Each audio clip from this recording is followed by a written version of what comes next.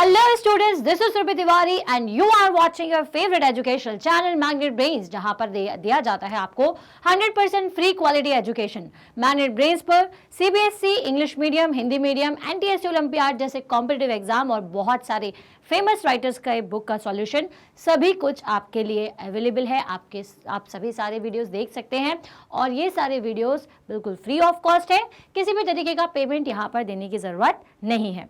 तो हम स्टार्ट करने जा रहे हैं क्लास 6 का साइंस सब्जेक्ट। आज बारी आती है इस वीडियो के थ्रू चैप्टर नंबर 15 की, जिसका नाम है एयर अराउंड अस। तो मैम बाकी के चैप्टर्स का क्या? तो भाई बाकी के चैप्टर्स ऑलरेडी कंप्लीट हो चुके हैं। आप देख सकते हैं इस वीडियो के डिस्क्रिप्शन बॉक्स में एक प्लेलिस्ट है, उसके थ्रू तो सारे चैप्टर्स आपको ऑलरेडी अवेलेबल है। और इस वीडियो में हम क्या पढ़ने वाले हैं, तो आज का ये जो वीडियो है वो कंप्लीटली बेस्ड है introduction of chapter number 15 that is air around us. इस चैप्टर में हमें क्या क्या पढ़ना है इस पर, और एक छोटा बेसिक चीज हम समझेंगे कि एयर क्या है। क्लियर है? तो सबसे पहले फटाफट से ये जान लेते हैं कि इस पूरे चैप्टर में हमें, ये जो आपको एयर दिख रहा है, इस पूरे चैप्टर में हमें क्या पढ़ना है। ठीक है, तो चलो देखते हैं। तो हमें देखना है सबसे पहले तो इंट्रोडक्शन, जो कि प्रेजेंस ऑफ एयर, कि हमारे आसपास एयर है या नहीं है, इस बात को जानेंगे हम प्रेजेंस ऑफ एयर से। ठीक है, अब मैं कहूँ कि मैं यहाँ पर खड़ी हुई हूँ और मेरे आसपास, ठीक है, हर तरफ एयर है। इवन जब मैं हाथ को अपना वेव कर रही हूँ तो भी मेरे आसपास क्या है, एयर है। ठीक है, अब अगर उस एयर को आप फील कर पाते हैं तो अच्छी बात है, नहीं कर पाते हैं तो अगर ये कोई बोले कि अगर फील नहीं हो रही दैट मीन्स कि वहाँ एयर नहीं है, तो ये गलत बात है। क्यों?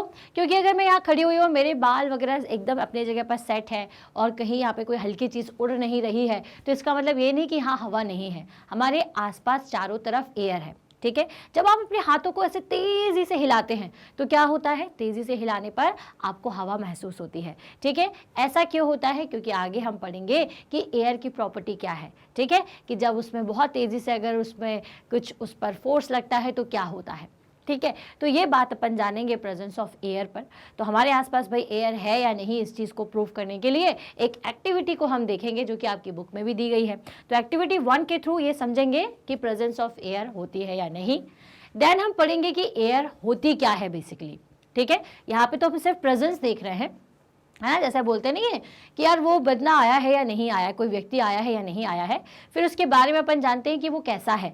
उसी हिसाब से अब अपन प्रेजेंस ऑफ एयर को समझने के बाद ये देखेंगे कि एयर एक्चुअल में होती क्या है, क्या ये कॉम्बिनेशन ऑफ गैसेस है या क्या होती है एयर, इस बारे में हम जानेंगे व्हाट इज एयर में, और जिसको हम किसके साथ फॉलो करेंगे, एक्टिविटी 2 के साथ में। क्लियर है? देन उसके बाद हम ये देखेंगे कि why mountaineers carry oxygen cylinder with them. ठीक है, तो मतलब जो माउंटेनर्स होते हैं वो अपने साथ में ऑक्सीजन के सिलेंडर को क्यों लेके जाते हैं? ऐसा क्या हो जाता है भाई कि उन्हें ऑक्सीजन सिलेंडर को लेना पड़ता है? क्या ऊपर कोई एयर नहीं है? क्या बात क्या है इसके पीछे? तो ये पूरी कहानी जो है वो इसमें समझ में आएगी। देन हम जानेंगे कि एयर एंड इट्स कंपोजिशन, कि क्या एयर में कुछ चीज़ें घुली मिली रहती हैं क्या? जैसे लास्ट चैप्टर में मैंने आपको बताया था, वाटर के चैप्टर में, कि एयर के साथ में जो आपके पानी है, आपका जो वाटर है, वो वेपर के फॉर्म में रहता है। तो क्या इसके अलावा एयर में वेपर तो है, हमने माना कि एयर में पानी के मॉलिक्यूल्स हैं, लेकिन क्या एयर में कुछ और भी चीज़ें होती हैं या कुछ कॉम्बिनेशन होता है किसी का? तो ये सारी बातें हम समझेंगे एयर एंड इट्स कंपोजिशन में, जिसमें हम एक्टिविटी 3 एंड एक्टिविटी 4 के थ्रू जो भी हम बात करेंगे उस चीज़ को हम डिस्कस करेंगे, उस चीज़ को हम समझेंगे। क्लियर हुआ? तो भाई यहाँ तक तो हमें क्या क्या देख लिया कि प्रेजेंस ऑफ एयर को समझेंगे, एयर क्या होती है, माउंटेनर्स के बारे में समझेंगे कि वो ऑक्सीजन सिलेंडर को क्यों लेके जाते हैं, एंड देन उसके बाद एयर किससे मिलकर के बनी होती है। फिर बारी आती है एनिमल्स और प्लांट की, कि how animal and plant living in water and soil take oxygen. अब हम हवा ऊपर रहते हैं सरफेस के, तो हम सांस ले पाते हैं, हमें पता है कि आसपास एयर है तो हम हमारे ब्रीथ करेंगे, एयर को अंदर बाहर करेंगे, लेकिन ये जो आपके एनिमल्स पानी के अंदर रहते हैं, क्या वो सांस लेते हैं? तो हमने ये तो बात सुनी हुई है कि जो मछली है, जो फिश है, वो भी ब्रीथ करती है। तो कैसे करती है? वो उसको ब्रीथ कर रही है, मतलब कि उसको एयर की ज़रूरत है, तो उसे एयर कहाँ से मिलती है? और जो प्लांट्स होते हैं, जो कि सॉइल के अंदर होते हैं या फिर सॉइल के अंदर रहने वाले जो छोटे छोटे एनिमल्स हैं, वो कैसे ब्रीथ कर पाते हैं? तो ये सारी कहानी किससे पता चलेगी? How animals and plant living in water and soil take oxygen. And इसके साथ एक्टिविटी 5 एंड 6 को समझेंगे एंड देन फिर हम देखेंगे कि how is the oxygen in atmosphere replaced. अब जैसे लास्ट चैप्टर में पढ़ा था कि जो पानी है वो वेपर के फॉर्म में चला जाता है, तो रिप्लेस कैसा होता है? रेन के फॉर्म में। तो ऑक्सीजन कैसे रिप्लेस होती है? क्योंकि ऑक्सीजन हमने ले ली, प्लांट्स, आपके एनिमल्स ने ले ली, प्लांट्स ने भी ले ली, ठीक है, प्लांट्स भी लेते हैं ऑक्सीजन, ये हम चीज़ आगे समझेंगे। तो ये सब जो चीज़ें लेते जा रहे हैं, तो ये वापस कैसे रिप्लेनिश्ड होती है? रिप्लेनिश्ड का मतलब क्या होता है? वापस से कैसे बनती है, वापस से वहाँ कैसे पहुँच जाती है, कैसे हमेशा अवेलेबल रहती है। तो इस बारे में हम जानेंगे इस वाले टॉपिक में। क्लियर है? तो प्रेजेंस ऑफ एयर, है ना, तो we can feel air when it moves fast in form of a wind. ठीक है, आप एयर को कब फील कर पाते हैं? सबसे ज़्यादा एयर कब फील होती है? जब बारिश का टाइम हो या फिर बहुत तेज़ी से हवा चल रही हो, आंधी तूफान चल रहा हो, तो आप क्या देखते हो? आपको बहुत ज़्यादा फील होती है। ठीक है, कभी कभी तो हल्की हल्की हवा फील करते हैं कि हाँ हल्की हल्की से हवा चल रही है।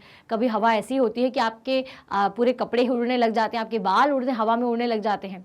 या फिर कभी इतना तेज़ हवा का प्रेशर होता है कि आप अपनी जगह से हिल जाते हैं। तो हवा को हम कई तरीके से फील कर सकते हैं, लेकिन कभी कभी ऐसा होता है कि हमें एयर फील नहीं होती।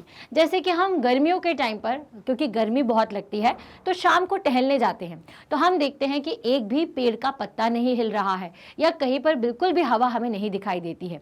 ठीक है, तो आप क्या बोलते हो? यार बिल्कुल हवा नहीं है आज। तो ये तो सेंटेंस गलत है, क्योंकि हवा या एयर जो है वो आपके चारों तरफ ये हमेशा मौजूद है, हमेशा है। बस कभी कभी वो हाई प्रेशर से बहती है। ठीक है, उसका बहना मतलब क्या? एक जगह से दूसरी जगह बहुत तेज़ी से जाती है, तो बहुत तेज़ी से जाएगी तो बहुत ज़्यादा अमाउंट में जाएगी, और इसलिए क्या होता है? आपको वो फील होती है। और कभी क्या होता है? बहुत हल्के हल्के बहती है, लेकिन हमें वो दिखाई नहीं देती, इसलिए हम समझ नहीं पाते कि एयर हमारे आसपास मौजूद है। So air is filled in a balloon, cause it to grow in size. ठीक है, अब जैसे बलून के अंदर आप एयर को फिल करते हो, ठीक है, तो एयर जाती है। आपने ये माना, कैसे माना इस बात को कि एयर बलून के अंदर जाती है? क्योंकि जब आप अपने हवा को बलून के अंदर भरते हो तो क्या होता है? बलून फूलने लग जाता है। दैट मीन्स कि एयर क्या कर रही है? उसके शेप और साइज को चेंज कर रही है। तो एयर क्या कर सकती है? किसी के भी शेप को और साइज को चेंज कर सकती है। इसका मतलब कि एयर आपको दिख नहीं रही है, पर वो है, क्योंकि बलून का साइज फूल रहा है। Air is heavier because when we fill a balloon with air, it is heavier than a normal balloon. ठीक है, हवा कैसी होती है? हैवी होती है, क्योंकि जब आप उसको क्या करते हो? किसी भी हवा में, किसी भी बलून में भरते हो, तो जो बलून है वो कैसा हो जाता है? थोड़ा सा हैवी हो जाता है। सो एग्जाम्पल ऑफ एयर्स, ठीक है, कि कहाँ कहाँ एयर हम फील कर सकते हैं, कि प्रेजेंस ऑफ एयर कहाँ कहाँ फील होता है। तो भाई बलून में तो हमने फील किया, इसके अलावा कहाँ कहाँ होता है? तो विनोइंग की हमने प्रोसेस चैप्टर नंबर 1 में पढ़ी थी, कि जब हवा में या फिर ऐसे ऊपर से सूपे में लेकर के वो अनाज को ऐसे ऐसे हिलाया जाता है, सारे दानों को, सारे सीड्स को, तो जो हल्का उसके अंदर जितना भी छिलका होता है वो दूर गिर जाता है, और जो भारी सीड होता है वो नीचे की तरफ गिर जाता है। तो ये दूर और पास क्यों हो रहा है? वो उड़ कैसे गया? क्योंकि एयर की वजह से, हवा के वजह से। तो हम समझ सकते हैं कि विनोइंग प्रोसेस में हमने हवा का यूज़ किया, लेकिन वो हमें दिखाई तो देती नहीं थी, इसका मतलब प्रेजेंस ऑफ एयर होती है। फ्लाइंग काइट, जब आप पतंग उड़ाते हो, तो पतंग उड़ाते समय आपके पतंग को प्रेशर कौन देता है कि किस डायरेक्शन में पतंग जा रही है? ठीक है, तो वो किसके कारण से होता है? वो होता है एयर के फ्लो के कारण। तो मतलब कि एयर प्रेजेंट होती है। Generation of electricity by wind mills, अब आप कभी कभी कहीं दूर से बाहर से घूमते हो आ रहे होंगे, तो आपने देखा होगा कि बहुत खाली खाली से ऊंचे से पहाड़ जैसे इलाका है, और उसमें क्या हो रहा है? बड़े बड़े से विंड मिल्स लगे हुए हैं जो गोल घूमते रहते हैं। तो वो गोल कैसे घूमते हैं? तो वो हवा के प्रेशर के कारण, मतलब कि एयर प्रेजेंट है। अब ship moving because of the sail, ठीक है, अब जो शिप मूव करती है तो वो किस लिए मूव करती है? वो भी हवा के प्रेशर से, एयर के प्रेशर से होती है। रोटेशन ऑफ फिरकी जो कि आपको जनरली मेलों में मिल जाती है या फिर आप बना भी सकते हो, तो वो फिरकी जो है, ठीक है, उसका रोटेशन हल्की सी हवा में भी वो क्या होती है, बहुत तेजी से घूमना शुरू कर देती है।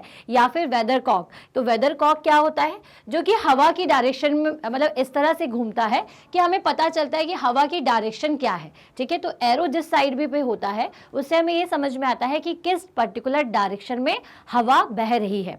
तो ये क्यों लगाया जाता है, तो जनरली ये जो होता है ये हम आपके जहाँ पे शिप्स होती हैं वहां पर लगाया जाता है, ताकि ये पता चले कि हवा की डायरेक्शन क्या है, क्योंकि हवा की डायरेक्शन से की हेल्प से पानी में चलने वाले जितने भी ट्रांसपोर्टेशन सिस्टम है वो आसानी से चल पाते हैं, ठीक है।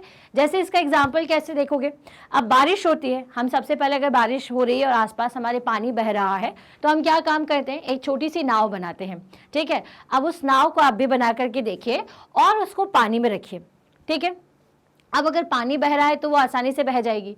अब एक स्टिल वाटर है, आपको नाव बना करके उसको तैराना है, ठीक है, बहुत बड़ी सी जगह में पानी भरा हुआ है, तो आप क्या करोगे, नाव बनाओगे और फिर क्या करते हो, उसको पीछे से फूंक मारते हो। फूंक मारते मतलब पीछे से आप उसे एयर ब्लो करते हो अपने माउथ की हेल्प से। तो क्या होता है, नाव किस साइड पर जाती है, जैसे ये नाव है और आप पीछे से यहाँ से उसे फूंक करते हो, ठीक है, यहाँ से एयर को आप ब्लो करते हो, तो आपका जो शिप है या जो नाव आपने बनाई वो कहाँ जाती है, आगे की डायरेक्शन में, ठीक है। तो इस हिसाब से एयर की डायरेक्शन की हेल्प से ये जो बड़ी बड़ी सी शिप्स होती हैं वो भी आसानी से चल सकती हैं।